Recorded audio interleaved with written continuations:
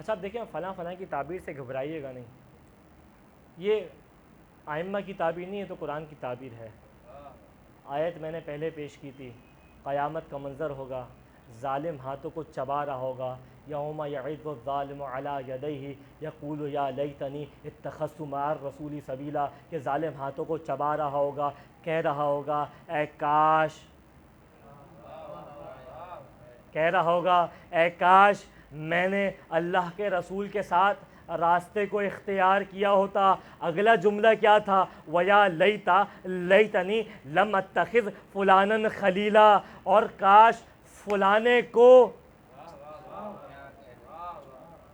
اور کاش فلانے کو دوست نہ بنایا ہوتا۔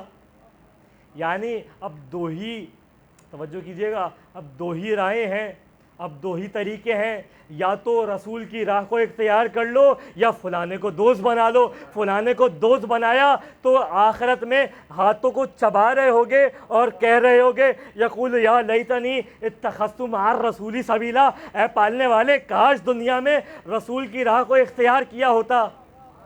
نعرہ